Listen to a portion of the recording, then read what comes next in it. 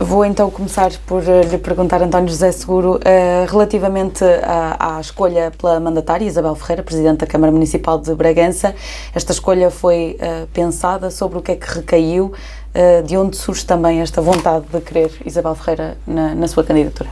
Bem, eu quero agradecer em primeiro lugar esta disponibilidade, felicitar-vos pelo trabalho que fazem, quer na rádio, quer no jornal, desejar-vos as maiores felicidades.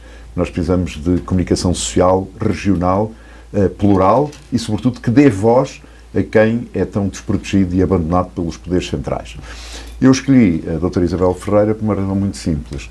A minha candidatura é uma candidatura abrangente, que nasce não de um diretório partidário, mas nasce de baixo para cima, e eu queria que os meus mandatários, neste caso a minha mandatária em Bragança, interpretasse bem as necessidades do interior do nosso país, tivesse uma visão do desenvolvimento, que não tivesse só a queixar-se, bem pelo contrário, que encontre soluções, visão, que se coaduna também com uma visão moderna, desempoeirada, de uma mulher que traz alegria para a política e traz soluções para a política. E é interessante vê-la, ainda agora tivemos na escola, ver como os mais jovens se aproximam dela. Portanto, quando muitas das vezes se diz os jovens estão afastados da política, isso não é verdade. Eles estão afastados de uma certa forma de fazer política que não lhes diz respeito e que os afasta. Agora, quando encontram alguém que traz esperança para a vida pública, que traz uma nova maneira de pensar, de ver, de agregar, de envolver e que se foca nas soluções, bem, isso naturalmente é um motivo de satisfação e para mim é uma honra que ela tenha aceitado ser a minha mandatária e, portanto, fico muito feliz e também fico feliz porque a minha candidatura quer dar espaço às mulheres portuguesas. As mulheres portuguesas ainda estão muito discriminadas no nosso país.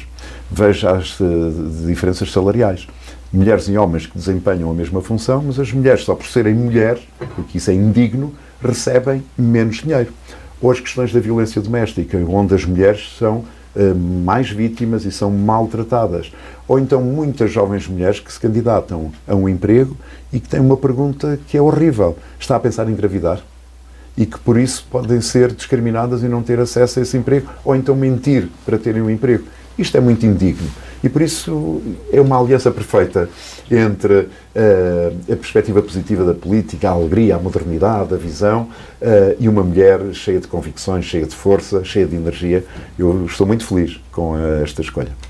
Relativamente a essa modernidade, precisamente a sua candidatura diz que é uma esquerda moderna, diferente também, porque também se destaca como independente apesar de tudo. Catarina Martins esteve cá e referiu precisamente que a candidatura dela é mais à esquerda. É essa a diferença entre a sua candidatura e a de Catarina Martins, que a sua abrange toda a gente e é mais independente e, portanto, não tão à esquerda, e a de Catarina Martins assumidamente de esquerda? Quer dizer, não há só uma esquerda, há várias esquerdas. E, de facto, aqui temos uma diferença muito grande. Eu venho de uma esquerda baseada na social-democracia, no socialismo democrático, uma esquerda moderada, mas, sobretudo, nestas eleições presidenciais, mais importante de onde é que eu venho é para onde é que eu quero ir. Eu quero ser o presidente de todos os portugueses. E, portanto, quero ser um presidente independente, um presidente exigente, um presidente agregador. As pessoas conhecem-me, sabem as minhas origens, sabem o meu percurso, todo muito transparente. Mas não quero que a Presidência da República seja a extensão de um partido político. Isso não. Eu já mostrei na minha vida política que sempre serviu o interesse nacional. E muitas das vezes levei críticas acérrimas, fortes, e talvez me tenha gostado da liderança do Partido Socialista, o facto de sempre que estivesse em causa o interesse nacional, essa era a minha primeira prioridade. O que quero fazer hoje na Presidência da República é exatamente isso. Eu serei um presidente independente e exigente, mas agregador de todos os portugueses. Portanto, seria uma presidência que quer chegar a toda a gente, precisamente como referia sobre Isabel Ferreira, chegar aos jovens. Ontem também tivemos cá o Presidente da Assembleia da República, José António Aguiar Branco, e ele referiu que é muito importante as pessoas, e sobretudo os jovens, verem o canal parlamentar, estar cada vez mais próximo do Parlamento Nacional e Europeu, para também perceber que é lá que se faz a política e é lá que se discute o futuro do país. É também por aí que a sua presidência passa? Sim, vamos ver. Incentivar a participação dos jovens e dos menos jovens é algo extraordinário. E eu quero ser um presidente próximo dos portugueses. Eu disse na apresentação da minha candidatura que eu viria ao Conselho de Estado, mas também quero ouvir permanentemente o Conselho do Povo. Como é que se ouve o Conselho do Povo? Estando junto do povo.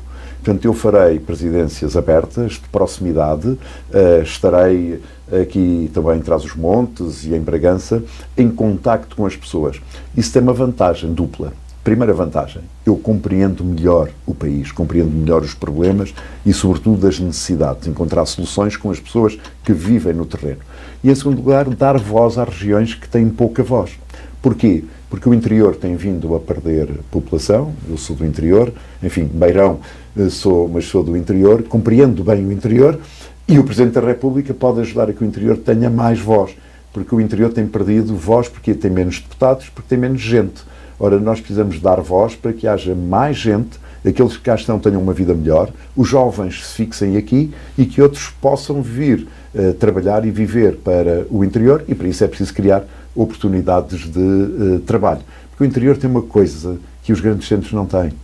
Tem qualidade de vida, tem qualidade ambiental e tem tempo.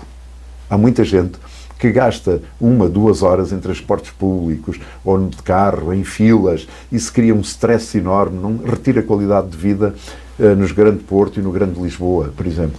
Ora, em Bragança, muitas pessoas vão a pé para o seu local de trabalho, outras deslocam-se no seu carro e em 5 minutos estão no seu lugar de trabalho. Têm tempo, têm qualidade de vida. Ora, o interior tem muitos apelos e tem boas razões para que as pessoas imigrem para o interior, ou se quiserem, migrem para o interior dentro de Portugal. Relativamente aqui às questões da saúde, porque é um tema de atualidade e não podemos infelizmente fugir a ele pelos piores motivos, o interior tem também algumas das suas, digamos que, quesílias com a saúde, nomeadamente ali a urgência cirúrgica em Mirandela, aqui alguns dos profissionais, nomeadamente enfermeiros especialistas, que não conseguem progredir na sua carreira porque a ULS não dá resposta. E numa das suas entrevistas refere precisamente que se fosse Presidente da República já teria chamado o Primeiro-Ministro a prestar contas, digamos assim, sobre esta questão da saúde. O que é que precisamente faria diferente neste momento Marcelo Rebelo de Sousa para, digamos, colmatar algumas das falhas da saúde? Diferença com o atual Presidente. O atual Presidente propõe um pacto para a saúde a 6 meses de terminar o seu mandato, ao fim de 9 anos e meio. E eu já disse que no primeiro ano a minha causa, a prioridade das prioridades é a saúde.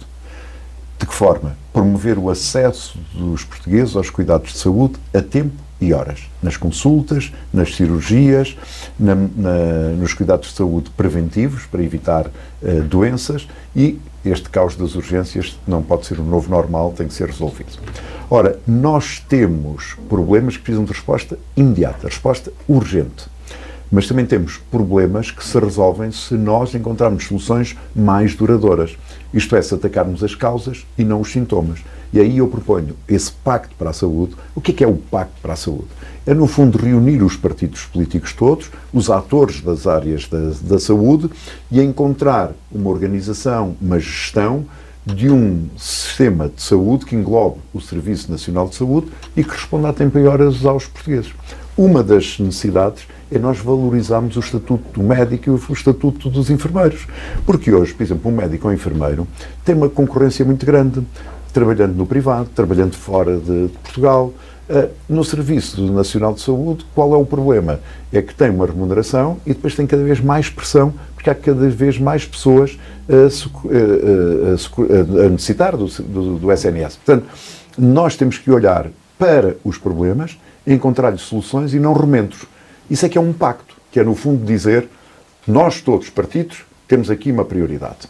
Ora, o Presidente da República, se houvermos ter a confiança dos portugueses, quer chamar a atenção que nós temos que encontrar um pacto com soluções para os problemas, de modo a que os portugueses tenham acesso à saúde a tempo e horas. E tenham todos. Os que têm uma conta bancária recheada e aqueles que não têm. E o que nós hoje estamos a assistir em muitos dos casos é que quem tem mais dinheiro pode ter um seguro de saúde e ter acesso mais rápido aos cuidados de saúde e quem não tem, tem que penar para ter uma consulta, digamos, para tratar a sua enfermidade ou a sua doença. Para além da saúde, há muitos outros problemas. Infelizmente não vivemos num país perfeito. E há algumas das questões que muitos dos outros candidatos também já se foram pronunciando, nomeadamente esta lei dos imigrantes, nomeadamente o facto de, e há pouco falava disso, das mulheres terem este questionamento sobre se vão ser mães, se não vão ser mães, e também se tem falado muito sobre o aborto. Henrique Gouveia Melo já se pronunciou de certa forma, já disse que seria uma coisa para pensar, se seria ou não pró-vida, mas tecnicamente é pró-vida. António José Seguro coloca-se em que posição relativamente a estas leis? Não, quer dizer, eu acho que o país tem uma lei sobre a interrupção voluntária da gravidez. Se houver necessidade de alteração dessa lei, cabe ao Parlamento, não cabe ao Presidente da República, e eu sou muito fiel a um princípio. Há um tempo dos partidos e há um tempo do Presidente. O Presidente não tem que andar envolvido na luta partidária e a comentar. Eu não serei um comentador ambulante. Para isso há outro candidato onde podem votar. Eu serei o Presidente e então pronuncio-me sobre os decretos, sobre as leis, quando elas chegam a Belém. E, portanto, é nessa altura e nesse momento e no local próprio que eu olharei, promulgarei, ou vetarei, ou enviarei para o Tribunal Constitucional, em função do meu critério, e nas matérias mais sensíveis eu quero consultar a comunidade científica, quero consultar diferentes opiniões, porque isso é que é coerente com a minha ideia de ser um Presidente de todos os portugueses.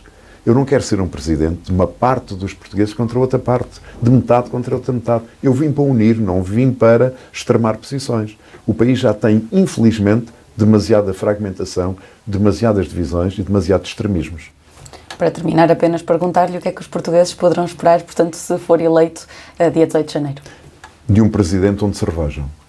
De um Presidente que foque sempre a política no encontro de soluções para os problemas que os portugueses têm, designadamente que os portugueses tenham, passados 5 anos, melhor qualidade de vida e possam viver com mais felicidade e menos angústia do que hoje acontece. E também puxar para um país de excelência, porque há também uma parte do país que está bem, de excelência, e nós precisamos de puxar também para eles, porque se puxarmos, mais vêm atrás, mais riqueza se cria, e um país que cria riqueza tem melhores salários, tem melhores pensões e também pode financiar melhor o Serviço Nacional de Saúde, por exemplo, para responder aos problemas dos portugueses.